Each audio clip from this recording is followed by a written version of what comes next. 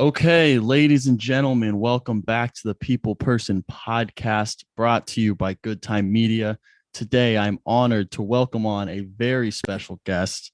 She was heavily requested by a lot of you after last week's episode. So it's a quick turnaround. It's what this podcast does. We just keep the ball rolling. TikTok star and host of the Fun on Weekdays podcast, Jenna Palek is here. Jenna, how you doing? Thanks for coming on. I am good. Right before we started filming this, I let you know that I'm a little nasally. I have the Texas allergies right now. And I don't know if that's true, if I actually was heavily requested or if you're just trying to like blow up my ego. But either way, I'm feeling like really rejuvenated right now after that comment. So thanks for having me. Mostly heavily requested by me because I needed to meet you Okay. after talking to Connor, but other people did. Well, they were like, you got to have Jenna on. I was like, okay, sweet. Let's make Okay. it There happen. we go. There's the truth. That's what I was waiting for. Now, okay, the first thing I do want to do is apologize. So we mentioned a little bit before, I'm the first to admit when I'm wrong, and I may As have you been, should, as yeah, you should. hand up. I'll run to the front of the lines. That's on me. I may have been caught on camera last week referring to you as this Jenna girl, which you are clearly more than. So I'm sorry Thank you. about that. 100% It's on me. okay. I didn't take any offense at all. Honestly, I didn't even think anything of it until you called it out yourself. So don't worry, I wasn't offended. We're making up for it right now. Good. I watched it back and I was like, I really just said like this Jenna girl. I was like, that's kind of offensive. Like, I feel like that kind of belittles her. I'm gonna like make sure she knows it's no harm intended. And You're good. You need to Water know under the bridge. I technically used Connor to get to you. So that should earn me some points. There we go. I mean, that's another way to look at it, you know? Yeah, so I feel like people might be like, "Oh, use you to get to Connor." I'm the other way around. I use Connor to get to you. So Thank you. points. Finally, people are seeing it from my side of things, you know? Now, I'm sure a lot of people are going to be tuning in to hear all about that. We can get to that. Who cares? That he had his moment. He'll do his thing. Go listen to his interview. But I want to get to know you a little bit more because honestly, I don't know that much about you. I learned a little bit. Yeah. I watched some of the episodes of your podcast. Very good, by the way. Thanks. And now I want to ask first and foremost, you're from Ohio, which struck a chord with me, Midwest. I'm from Indiana. What's with people leaving the Midwest and why can't you just stay here and make content and be a Midwest gal? I don't know. See, my thing is when I consider myself like living in Cleveland now, and I love my hometown, don't get me wrong, but considering like how open I am on on social media and TikTok, I can't even picture myself doing TikTok like in Cleveland just because everybody knows everybody. And I don't know, there's something about moving to a new city where no one knows you and being able to like reinvent yourself. And I talk about it on the podcast too. I kind of feel like I live a Hannah Montana double life where, I mean, I'm from a small town called Painesville, and like doing social media is just not something that I think is necessarily not necessarily supported, but like appreciated, I guess. I think that people would have maybe made fun of me for it. And moving to a new city, being able to reinvent myself, I kind of got to start over and do that. But nothing against the Midwest. Don't worry. I will gladly come and visit you in Indiana at any point. I've never been there. So I'll hold you to that. I'm going to hold you to that. The thing with like making content, I guess, play devil's advocate. I feel like if you do it in a smaller town or even just a Midwest town, like you're like the only person. If you make it as like the Cleveland girl, whatever, you make it in Cleveland, like you're that person. You are the Cleveland social media star. I feel like you go to a bigger city, maybe like Texas, LA, New York, whatever, you're kind of a fish in a big pond. Does that make sense? Have you thought about that at all? No, 100%. I've even thought about like a lot of times people would ask me if I'd moved to LA, and like I definitely have considered it. And oddly enough, life moves in weird ways. I'll get to that like later, but I've considered like long term. And I think part of the reason why I've been successful in Austin is because it is a niche market. Like there's not a whole lot of TikTokers or influencers or bloggers in Austin. So I do have bigger opportunities that come from brands because like they're looking for a very specific creator and there's not as many people to pull from. So if I consider myself in LA, like, yes, definitely smaller fish in a bigger pond, but I do think that there are kind of plus sides to both, because when you are around so many people who are also doing the same thing as you, it forces you and really pushes you to differentiate yourself and figure out like what those strong suits are and how you can, be different from everybody else. So I think that it does challenge you in a good way. But also, yeah, how you said, I mean, being from a small town, it also shows a sense of relatability that you don't have to live in a big city in order to be successful and in order to make social media, a career. Yeah. I feel, and there's also the stereotype that Midwest people are just like nicer in general, which I think can be a Yeah. setback when you go and it's like a cutthroat business trying to make it to the top. You're like, sometimes you're too, got to be too nice. And it sucks. Yeah. I hate being too nice. I know. I definitely do think that Midwest people are very, very nice and kind. A lot of my friends that I made in Austin are actually from the Midwest, oddly enough. I do have a handful of friends that are from Austin specifically, but a lot of the people that are in Austin have recently moved here, maybe like Chicago, Iowa, Mhm. Ohio. And those are the people that I really kind of mesh with. So it's funny that moving across the country, I'm still gravitating towards the people from where I'm actually from. Yeah, that my brother lives in Dallas, and he like ended up meeting people who went to the same college he went to, and he went to a small college in Indiana, and he moved to Dallas, and then like first person he met was someone from his college. So it's like it's weird how it just all everyone connects in that kind of way, and just like the universe makes that stuff happen. It's just weird. Yeah. Life after graduation, I realized the world is so freaking small. Everybody is interconnected. And if you don't know somebody directly, you all have some type of mutual friend that knows each other. So every single person I've met in Austin, like it's very, very easy to make friends after college just because, everybody knows everyone. Yeah. What's some advice? So I'm going into my senior year. So I got one more year left of school, Oh, okay. and then the Okay. real world happens. What's Yeah. what's some advice going into senior year for anyone listening? Because a lot of my friends will listen to this. Yeah. So I would say number one thing is like, don't forget to have fun because you only have 1 year left of college. So make the most of it. And, obviously enjoy the time that you have, but it's never too soon to start applying to jobs and start working. I mean, when I was in college, like, yes, of course, I had a great time and I was very involved, but I was very career driven. And I think that's something that anybody could tell you about me is very focused on like having these experiences, but how does that translate onto a resume and how am I setting myself up for success after I graduate? So I would say, if you haven't considered like what you want to do after college, if you want to take a year off or do whatever, just kind of live in the moment and take every day as a new adventure and say yes to every opportunity that comes your way because you never know where it could lead you to. I mean, I never pictured myself here, so it's kind of crazy, what one yes could do for you. And where did you picture yourself senior year? Like, let's put yourself back in that mindset going to senior year. Where Yeah. would you see yourself post grad? Yeah, so I always pictured myself in Austin, Texas, but I went to school for fashion merchandising. I did 2 summers interning for Sherry Hill, who's a fashion designer based here, and it had always been my dream to work for her. I kind of thought that I would land a job with her after college, but pandemic hit. She designs prom dresses, and so prom industry got hit really hard, and that kind of changed my plans a little bit.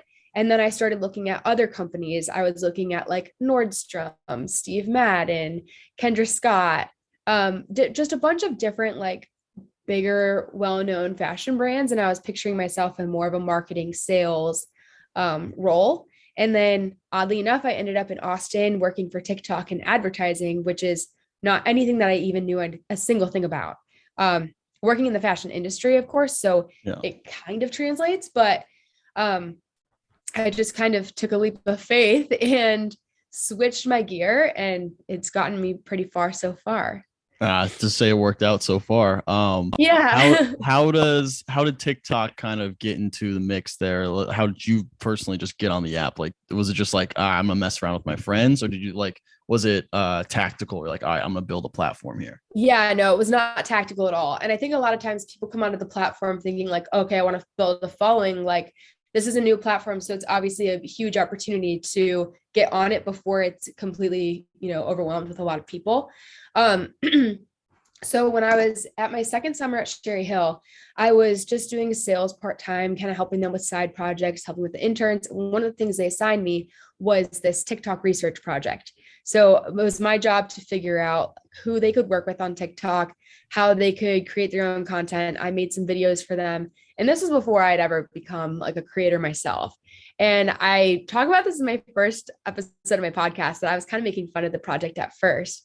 And then quickly I got addicted to it. And I was like, wait, this is pretty fun. It's actually kind of cool opportunity, especially for a brand's perspective. And then going into my senior year after that summer, my friends and I would just make videos before we went out to the bars. We were just kind of messing around. And it wasn't until April of 2020 that I was looking for a job, pandemic, wasn't finding anything, came across a job posting for TikTok. And it was at that moment that, things weren't falling through with Sherry Hill or some of these other brands as I had expected. And I was like, this opportunity is in Texas. They're hiring. I'm perfect for it. How do I get their attention? I made a TikTok video. It's like a resume. And that's kind of become my claim to fame, I guess. That's what really started it all. So I ended up getting the job based off of that video. I mean, I did interview just like any other candidate, but that's what got their attention. And then through that whole process, I started documenting myself moving across the country, moving into my first apartment, making friends, my dating life, all those things. And amidst the entire journey, that's when I guess I kind of became a creator. And I've just been very candid the entire time. I think that's why I've had success. And then started working with brands in February, and it's been kind of taking off ever since, and led to the podcast. So there you go. Yeah. It's a snowball effect. I feel like all of social media, it really is. You throw a lot of stuff at the wall, whatever sticks, people gravitate towards, and then you just kind of build from there. And it's the interesting world of the internet for sure. I've had that same. Yeah, absolutely. The internet can take you anywhere. You can meet anyone. Yeah, no, exactly. Like, who would have thought this would happen ever? For me, right. I was like, that's what the coolest thing is. Pandemic kind of forced us all to like just adapt a little bit. Like, and I had the podcast going on like pre-pandemic, but it wasn't like anything. It was just like my friends just shooting the shit on the internet. And then I was like, wait, like I could just like send a Zoom link to someone and they could hop on and we could talk and I can record it. And I was like, that's a cool thing. So I just started cold calling everyone who I could find on Instagram. Like, hey, come on the pod. I would get like no answers whatsoever, but it just like slowly builds from there. And I was like, internet's a really cool place. Like I can just do this. This is really fun. Yeah. It's weird. I'm interested in post grad, you're expecting or you're hoping to work for these fashion brands. You've always thought like this is the path I'm going to take. And then when that's not looking good, things are kind of falling apart there. How do you stay positive through that? How do you like, because for me, like personally, like I know for a little bit at least, I'd like kind of shut down, and any other opportunity that was thrown at me, I'd be like, that's not it. That's not what I wanted to do. So I'm just going to push that away. Like, how do you stay open to other opportunities when door number one doesn't quite work out? Yeah. So I think this is like a really common question that people ask me, is how to stay motivated in the face of rejection. And honestly, I talk about this quite a lot, but I took every single rejection as like my motivation, because in my mind, I was thinking, okay, well, if one day I could turn and say, you guys could have hired me and look what you missed. And this company can be like, oh my God, we could have hired Jenna Palek. That was just really my goal. And that's what kind of kept me fueling the fire and looking for more and more opportunities and taking every no as like, okay, eventually there's going to be a yes. And the yes that comes is going to be the right opportunity, and it's going to be meant to be. And it's really weird how life, it works out how it's supposed to. And yeah, I ended up at TikTok, and, the doors have continued to be open ever since then. And now it's funny because a lot of these brands that I had been applying to, and I've been emailing nonstop and connecting with people on LinkedIn, now they're the ones coming to me, like emailing me saying, we want to send you PR, or we want to work with you. What are your rates? Blah, blah. And it's very interesting to see that with perseverance and like, just keeping with it and keeping confident in yourself and what you're capable of, that the roles can reverse someday. That's gotta feel good. It's almost like that meme with the boyfriend and the girlfriend. They're walking by, but the boyfriend turns to look back. I know the one. That's you. So Jenna's walking by, and then all the fashion brands are kind of looking back, and they're like, I wish I could have had that one. So that's gotta feel good. You know, they're coming to you. Yeah, it is. It's a really cool, and that's not out of spite at all. I mean, I'm like Yeah. so grateful. It's really cool to be able to work with brands that I've dreamed of working for, and just in a completely different way than I ever, expected that I would be. So, Mhm. yeah, that's kind of my advice for anybody who feels like they're maybe a little discouraged right now is just remind yourself who you are, what you're capable of, what you're worthy of, and don't settle for a job that you think that you could do better because eventually down the line you're going to find something that lines up a little bit better for what you see for yourself. Yeah. Now I would go back to TikTok a little bit. I want to ask a more lighthearted question. Who was your first TikTok crush? Oh, Like the first person. oh, the first person. Oh gosh, that's a hard question. I got a long list. um in terms of like my first TikTok crush, oh, actually, his name is David Grinsfelder. And he is he's now one of my very good friends. He lives in Nice LA. flex. And so yes, it is a pretty good flex because it ended in a great friendship. But his friend Baron, who's now one of my best friends, made a video about David. And I was like, oh my God, this guy is so cute. He's perfect. He's 23. He's a Wait, model. is it And he's this looking guy? him up right. Yeah. He plays Yeah. tennis. Hell yeah. Shout out to tennis Yeah. players. Let's go. Yeah. And so I made a duet to that. And it was like just, myself being stupid. And then we actually ended up becoming friends. Now, Baron and I talk pretty much every single day. And David and I have met a couple times in person, went on a date, think like we just kind of became friends through that. And he's on a different coast. So, nothing ever happened. But it's cool that TikTok can, bring Mhm. people together. And I'm sure you're going to ask the question later on We'll about get there. other people. Yeah. We'll But he get was there. definitely like the first Yeah. crush. Oh, so you said you guys went on who friend zoned who? Because it had to I be don't think one it or was the other. necessarily either of us friend zoning each other. We happened to both be in Miami at the same time. And I was visiting a friend. He was there for a shoot. We met up the one night and then we went to lunch again the second day.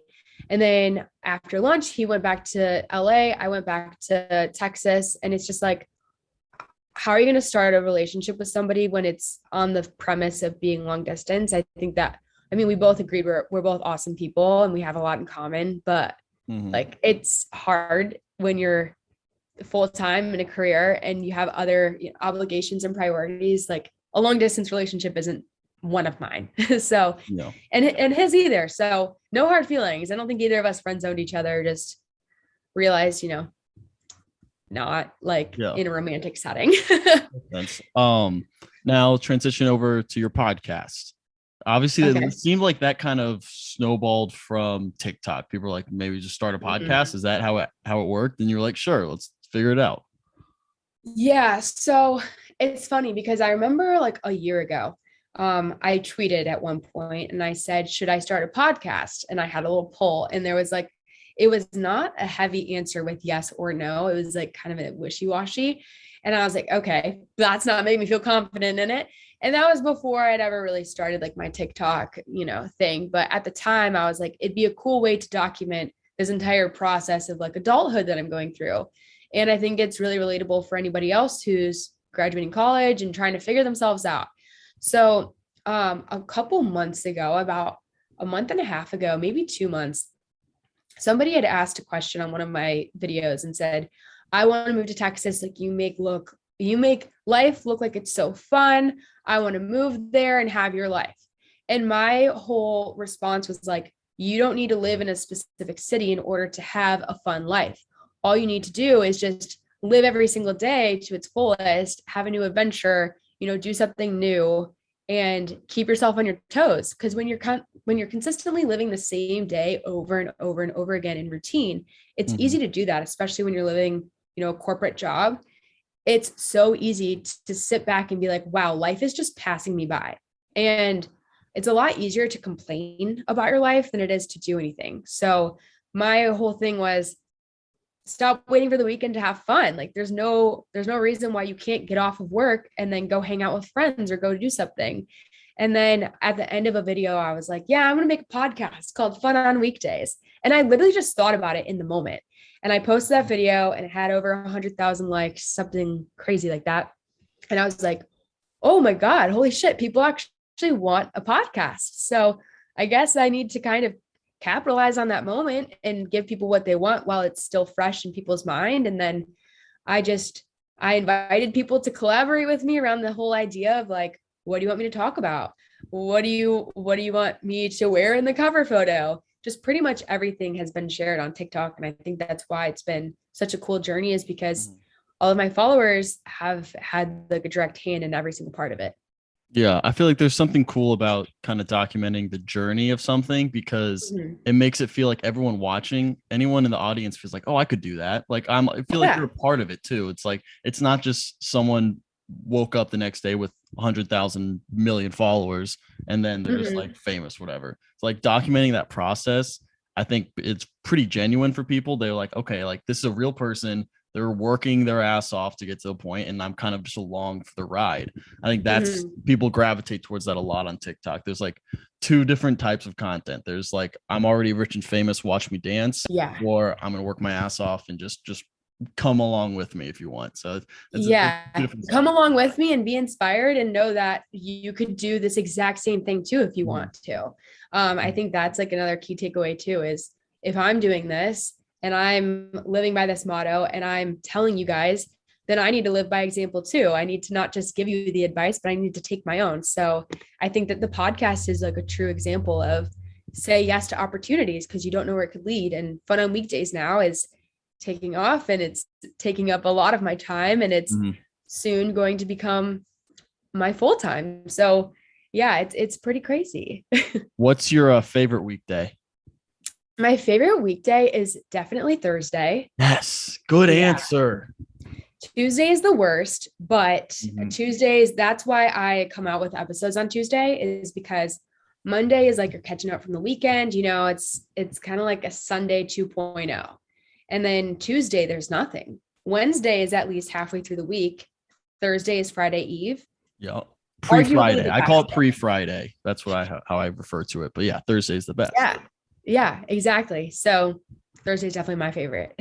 Interesting. I like that. Now, this question is kind of for me because I'm interested in just how do you document the bad days? Because like it's a kind of a heavy question. Yeah. The way I see it is like, obviously I have this company I'm trying to build, and it's all about just like similar to what you're doing. It's like just make the most out of life. Like life's cool, but the internet tends to focus on all the negative aspects of it. So just like putting out positive content over and over again. But there's a line where it can kind of feel disingenuous if you're only upbeat, 100% all energy all the time, because that's just not reality. Like everyone has shitty days. It just happens. So I'm wondering, how do you navigate that, and how do you like document or talk about just the bad days, because everyone has them? Yeah, I think I'm very grateful that I've built like a very supportive community, so that when I am going through it and I'm like so stressed out, I have so many things going on and I don't feel 100% myself, when I'm making content, people pick up on my vibe. Like if my vibe is off, they know, and they're like, Jenna, are you okay? Like what's going on?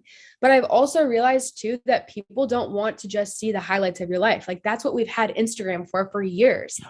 And you can depict your life in any way that you want, but that's not what makes you relatable. That's not what makes people want to care about you and be your friend. It may make people aspire to live a certain lifestyle, but even that lifestyle that you're depicting isn't true. So like, what is the value in that? And I think the most important thing about me, like my platform on TikTok, is that I'm very honest about everything. And like, there have been so many times where I actually remember a few months ago, I made a video where I was just going through it. I felt like shit about myself. I mean, I struggle with body image the same as every other girl. I struggle with acne, and I show videos of my skin with no makeup and like how that affects my self-confidence. I've showed videos about me like struggling with eating and not talking about what I eat in a day because I don't want to portray like an unhealthy lifestyle to anybody. I talk about all those things that I think maybe traditionally people were afraid to talk about. And when I do talk about it, it's appreciated. And those types of comments of people saying like, wow, I this makes me feel seen. That's what kind of encourages me to be vulnerable, because it is hard when you make a video. You never know if it's going to go viral. You never know if millions of people are going to see it or just maybe a couple hundred. And to put a video of yourself out there on the internet that's so candid is sometimes a hard thing to do, but having a supportive community around you, just it really encourages you to continue to be that kind of voice of truth on the internet. No, that's awesome. It's like all about basically you've developed this community that's supportive enough where like you feel like you're open enough and you're able to post whatever you want and be open about things that most people aren't open about. Like someone who just only posts like comedy sketches, whatever. Yeah, they're gonna have people watch it. People are gonna love it. But if they wanted to like go on there and talk about like mental health or whatever's going on, like people are gonna be turned off immediately just because the community they've built is focused strictly on like, oh, I'm gonna be funny, I'm gonna make you laugh, which is the sucky thing about the internet, because like we're all people here, we're all just trying to figure it out, going through the motions, just trying to figure out this thing, but people come to expect a certain thing from you. So I think if you started out initially on the internet, like, you know what, I'm gonna be very open, this is me, here I am, which is very tough to do when no one's watching. Like very early on, that's the hardest part. It's like it's hard to be very open and candid like that when no one's watching. It's a little easier when you have that support system, which is awesome that you built that. But I'm sure there was a period for you, it's like very early on where it's like not a lot of people are watching this. Is this the right direction for me? So, how do you keep going when you're like, all right, no one's really gravitating towards this yet? Is this the right way? And you just kind of think about like, is this honestly a really good question. So when I started making content on TikTok, like obviously the resume video is what blew up. And so initially my thought was, okay, people are following me because they want tips about how to network and how to make resumes and cover letters and apply to jobs, all that stuff. And then over time, I realized people cared about me as a person and they cared about my journey of just like growing into a young woman, I guess. And I think that people saw parts of themselves in me. And I think that's kind of what makes people so invested in me as a person. And so I don't think it really took me realizing that that's not why people were following me at all, was not because of that content, until I started to shift over to like, okay, I'm moving to Austin, I'm living alone, I'm working from home, I feel so isolated. And I kind of, like you said, I mean, COVID made you rethink how you form relationships on the internet. And for me, it was like, I pick up my phone, I post a TikTok and I'm talking to my friends.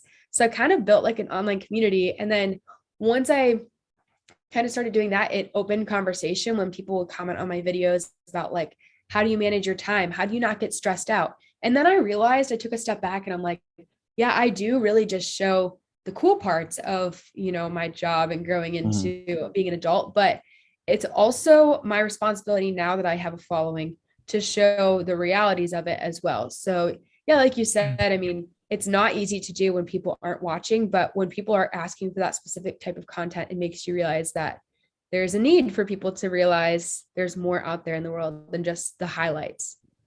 Yeah, I feel like that's where people crash and burn when they get big followings. If they're expected to put on a certain image, be a certain type of person on the internet, if you can't just be yourself to your audience, you're screwed long term. I don't care how much money, how much fun you have building that up. At some point, it's going to get to you and you're just going to be like, what am I doing here? Like, I'm a different person on the internet. Like, that's not me.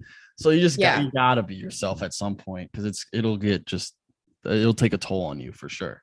Yeah, I agree. That is one thing I take a lot of pride in myself, is that I am very much myself on the internet as I am in person. I think any of my friends could vouch for that. Yeah. All right. Let's get into it. What the people are waiting for. Oh God. I don't even know where to start with this. I didn't even realize how long this has been going on TikTok, because I was like stalking you as one does to prepare for a podcast. And I saw like Connor videos like deep into like April. And I was like, whoa, this has been going on for a little bit. Yeah. Let's talk about the LinkedIn message, the initial one. What was the first line? I have to know. Let me just say that I am not ashamed of this at all. People might think it's embarrassing, but I think it's a power move. Oh, And I think 100%. it speaks volumes to my approach. You know, That I'm a was woman the of when I business. heard that, when he said that, I was like, I have to have this person on. That's a power move. Yeah, It's awesome. Like, yeah. exactly. I'm a woman of business and I was going for it, you know, bold. So I think what a lot of people don't realize is that like, yeah, we started maybe posting about each other and showing that we were hanging out like a few months ago, but we've been friends since last September or October, Wow. whenever he moved here. So we've been friends for a while. And like more so maybe this year we've gotten a lot closer, but it's not just like a random thing that just that Mhm. just happened. But yeah, so the LinkedIn DM. Okay. So a couple years ago, I added him on LinkedIn. He had that his gummy business, Mhm. Sale Wellness. I don't know how to pronounce it. Yeah. I think And that's I was like, I'm a big networker. Let me just add Connor S from The Bachelor on LinkedIn. And he added me back. And then it was 4th of July. And I'm like, perfect opportunity. I don't know where I thought I was going with this because I gave him nothing to work off of. And I said, Happy 4th of July, Connor. Like, why did I say that? And then he didn't answer. And then I don't even remember what the other message was, but he left me on red. That's the takeaway is he left me on red. And my response to Connor Saeli leaving me on red on LinkedIn was, Connor, someday when I'm a millionaire, you're going to regret leaving me on red. And I live by that. I love that. And I Wait, live by so that. the 4th of July. What were you expecting with I don't Happy know. 4th? I don't know. If it was like a birthday, Yeah. maybe. Okay, I but don't best know. case scenario, he goes, "You too." Like that's I'm it. not It proud of doesn't go that. anywhere. Let me just say I'm not proud of that. I was reaching. I could have waited for a better opportunity. A better holiday, maybe. Yeah. Right? A better Merry holiday, but Christmas. I was just jumping on it, jumping on the gun. So yeah, I said that. And then I found out he was moving to Austin, and a bunch of people were texting me because I just moved here. And they're like, oh my God, you had to be friends with Connor and Mike. So I thought of it as a funny opportunity to expose myself and to be like, Connor, I've already tried to be your friend once. You've left me on red. Now you're moving to my city. You can't escape me. Like, I'm going to make you my friend. And then eventually we met up and he realized that I'm awesome. And he's like, I do want to be friends with this girl. She actually is not a psychopath. Um, Maybe a little bit, but in a good way. No. So is it safe to say you were always a big Bachelorette fan? Yeah, so I grew up watching The Bachelor and Bachelorette with my family in elementary school. I don't even know when we started, but like my aunt would come over and they would play drinking games with, you know, how many times can you say the word amazing or whatever. And so I grew up watching The Bachelor, and it's funny looking back now because I had started to, I actually tweeted in 2019 and I found it last night. Um, I tweeted like a picture, a headshot of me, and I said, this is gonna be my Bachelor application photo. And somebody replied and said, no, you actually should apply. Like you do so well. And my response was, if I'm still single next year, I'll apply. Dot dot dot. Or if Connor asks from Dallas is a bachelor, I'll apply. And so I think it's funny now, come full circle. I'm like, is that manifestation or is that I don't know, is that the universe speaking? But it's funny because I was like a Connor stan, but now that I'm friends with him, you see him in a different light, you know? Yeah. Um. So did you ever apply? Did I ever apply? Yeah. So I never applied that season. I was Yeah. pretty young. I mean, I'm about to be 24 in September. So last season I did apply for Matt James this season. And I was really excited about it. Not gonna lie. Like he's very goofy, very funny, and that's what I was drawn to. So I was applying and I got into the final. No, I don't even think it was the final, but got into like some Zoom interviews Oh and then wow. eventually they let me go. And looking back, I'm happy that it happened the way that it did because I needed those few months to just focus on myself in Austin and establish myself here and not get caught up in, you know, reality TV and how that could change my life. Um, so everything did happen for a reason. And now people ask me like, would you consider going on The Bachelor? Because I've had them reach out to me this year. Mm-hmm. And I'm like, you know, I think I'm in a pretty good place right now. So Yeah. I don't think so. Could you send him my way? To be like, hey, like I'm not interested, Yes. but I got this friend, Wyatt. He would love to be on The Bachelorette, and just Yeah, throw my absolutely. name out there, you know? I think Connor might have some better connections for No, you no, than we're I not, we're not, do. we don't need Connor. I don't need Connor Okay. to get I where I'm love that going. mindset. Yeah, Yeah, we just don't need kidding, him. Connor. If you're listening, I appreciate you coming on. Not trying to No, burn any bridges here.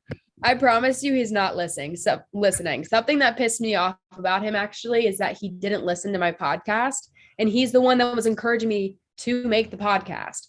So let it be known that I'm mad at him right now. Okay, cool. On the and record. hopefully he does listen to this, that he does know I'm mad. But Okay, cool. So Connor, if you are listening to this right now, you need to tweet out a public apology to Jenna for not listening to the podcast and for listening to mine instead. So if you're listening, Connor, well, no, if he doesn't tweet this in a week, we know he didn't listen. Okay. I'm not going to remind him either. Pinky promise. I'm going to set a reminder on my phone next Tuesday, August 24th. If Connor doesn't tweet it, then you win. I don't know. I don't know what the prize is. And don't put this clip in like a little highlight or anything so that he doesn't know about it. He'll have to actually listen to see it. This is for the 4 people who listen this long. This is for them. This clip right here is for them. That's it. Okay, so let's get some clarification on the current situation with Connor, because he gave none. He was very vague. I'm assuming you're going to go the very same route, but I have to ask, what's going on? So I'm not gonna lie, I did listen to the episode because I was honestly pretty curious what he was gonna say to you. It's kind of, I mean, I don't disagree with anything that he said. Like, it's very much how I probably would have answered the question, because truthfully, it's a really weird situation. Like, our relationship is built on the foundation of friendship, I would say. And so like we've gotten to know each other very, very well. And with that, like, as he said, when you were talking to him, we've both had a lot of personal and professional growth in the past few months. And I think that we owe a lot of that to each other, and just surrounding yourself with people who push you to be a better version of yourself. I would say one thing about him is I love the person that I am when I'm with him. And I really, really value our friendship and what he brings to my life. And so with that, maybe there's a little bit of hesitation from both of us, like, well, what does that necessarily mean if things are to go away from a friendship route, and like how could that potentially, change our dynamic? But I think more recently we've been spending more time together, like he said. And why am I getting nervous asking this question? I don't get nervous. He goes the same way. He was freaking out the last. You could see it. He was nervous when I asked him. I also do think the fact that we both get nervous when people ask us the question kind of says enough in itself. Like, we don't really know. I think it's been an exciting time because, in a way, I mean, I haven't had somebody that I've been actually interested in. I guess I'll just put that out there. I guess I'll just say it. I had a boyfriend for 6 years, and like, I'm not looking for a boyfriend at all right now. I'm so focused on my career. And so if anybody were to come into my life, they would have to be somebody who completely supplements like what I'm doing. They're fully supportive and they're challenging me to be better. And I think that he brings that out of me 100%. And it's kind of like addicting to be around that type of energy. And so I think that's kind of why we've been spending a lot of time together. And then over that time we've spent, maybe there's been a shift in the energy of, so, yeah, I don't really know. We enjoy each other's presence and value each other's friendship. And like you said, I don't know, maybe figuring out what that means in the future. Just got deja vu right there. Oh my God. I told myself that I was going to answer that in a different way, and then I didn't do that, but it's fine. If the answer changes, you can think about it later, record it, send it to me. I'll just plug it in. We'll do it that way. No, I'm confident in that answer. I mean, everybody kind of knows, like, I mean, he said, it seems like we're playing dumb and we're just going along with it, but truthfully, we're not at all. And I think It kind of makes things confusing too when you see so many people saying, "Oh my God, you guys need to be together." It does get to you a little bit like, "Oh, people want us to be together. Should we?" And then you take all that away and you're like, "No, should we actually like take away what people want? What do we want?" So that's been kind of weird too. And I guess I never really saw that side of things because I was never in, the light where people were criticizing your dating life as he was. But yeah, I guess I kind of sorry for feeding into that, by the way. So it's it's okay. My second apology right there. I got it's clicks. I mean, everybody wants to know. Everyone wants to know. I wouldn't be doing my job if I didn't ask. But I do think that's a very relatable situation where like just you kind of start as friends and then it's hard to elevate beyond that because you're so good as friends, it seems like. So it's like it's a tricky situation, obviously, but I'm rooting for you guys. I'm not picking a side here. I'm just team both of you. So okay. I won't tell him. You're right. Okay. He's not gonna listen this far. You're right. I'm team Jenna 100%. Perfect. There we go. That's what I like to hear, Wyatt. There we go. Would Chuck approve? Oh my God. I was so embarrassed. I'm like, can you imagine what it's like being, a father and scrolling on your own For You page and seeing like drama tea about your own daughter's me and your dad are on a first name basis. I did not even know that he commented on that until I saw the video. Like somebody, I think my sister sent it in our family group chat, or it honestly might have even been my mom or dad. And they're like, "Did you see this?" And then I saw my dad's comment and I'm like, he did not. And he actually texted in the group chat that he was like, "I wanted to duet your video." And he wanted to show himself like packing a bag and like not a gun, but like something to insinuate like I'm going to go beat him up if he hurts my daughter type of thing. It was too long of a video. I couldn't make it under a minute because he rambled. He talked a lot. Honestly, it played to my advantage because also too, I don't know. I'm very much in the mindset that like I am not just dating for fun anymore. It is fun to go on dates, whatever, but also it's tiring and I'm not looking to date anybody unless I see an actual potential future with them. And in that point too, I'm not trying to invite them to meet my family until I know for sure that like they could potentially be a person. And so then I see my dad commenting. I'm like, oh my God, if anything, this is going to scare him away. Like, let me figure this out before you ruin it for me, please. That was hilarious. I will make sure when I clip this one, because I'm just gonna do the same thing. I'll make it under a minute. So he better duet it, and I want to see that duet because the people would love to see that. I'll make sure. Okay. I'll let him know. Perfect. Chuck and I are friends at this point. I'm calling him Chuck because we're on a first name basis at this point. You can. I'm sure he would like that. But if you are going to be on a first name basis, he would prefer Charlie. Interesting. Yeah. I knew that as his good friend, so I just wanted to put that out. Yeah, it's okay. Just need a little reminder. Yeah, of course. You gotta remind the people listening. 2 more questions I want to ask. So you said you followed The Bachelor a little bit. Do you still watch it now?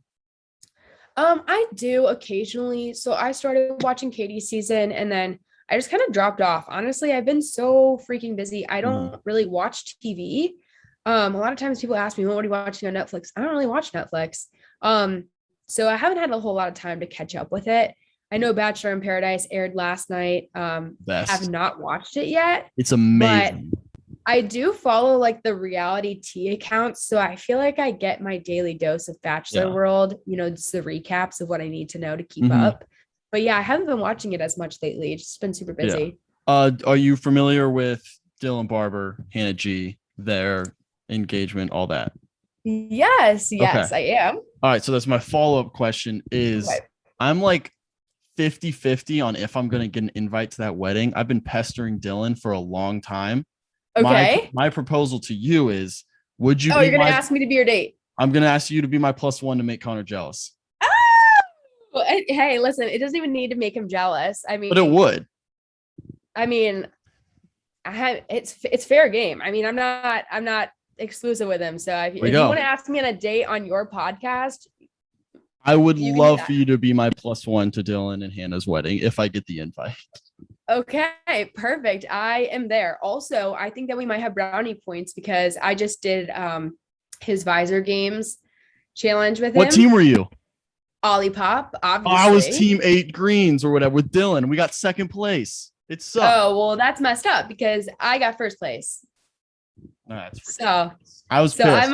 I'm on his good list, and you tell him that you're bringing me, and I think we're a shoo-in for an invite. Done. I'll keep bothering him on Twitter. I just tweet him all the time. Like, Dylan, when am I getting the invite? They gotta set a date first. They got a lot of work. I know. But they're I the will best. say they are one of the few couples that I am like extremely invested in. Mm-hmm. And now that like they both follow me back, I just kind of feel like we're just besties now. Hannah So follows you too?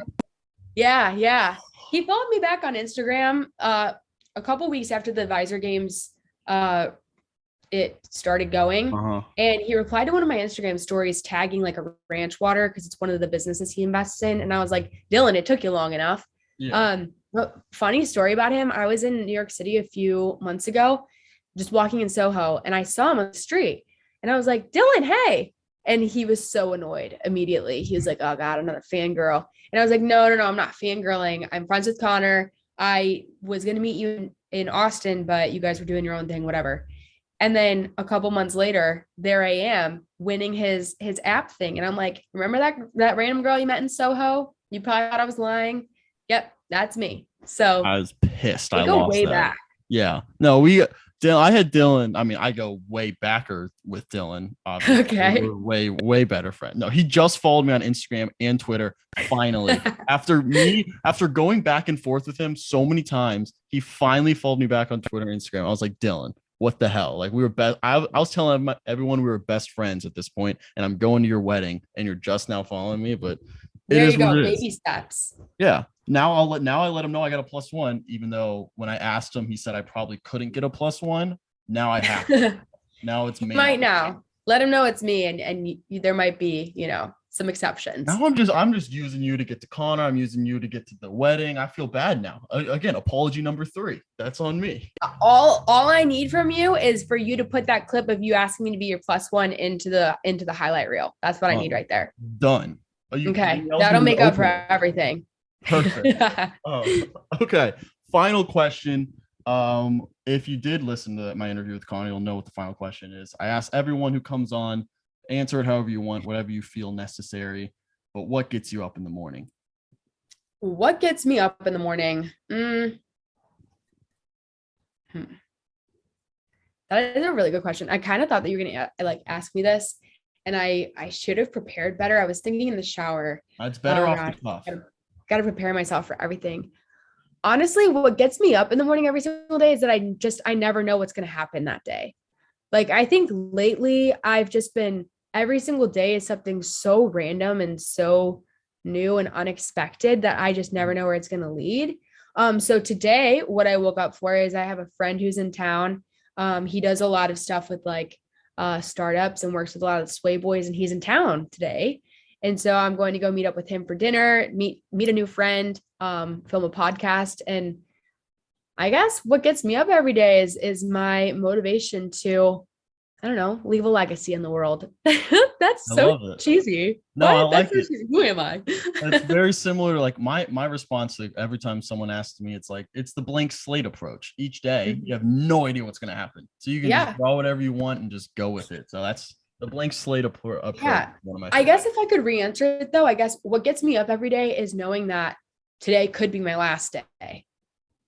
So make the most of it. Yeah, I just saw a clip on TikTok. It's again very cliche, but I loved it. It was it said like, would you like $1 million? And everyone's like, hell yeah, of course. Like, would you be super excited to get $1 million? Of course, yeah.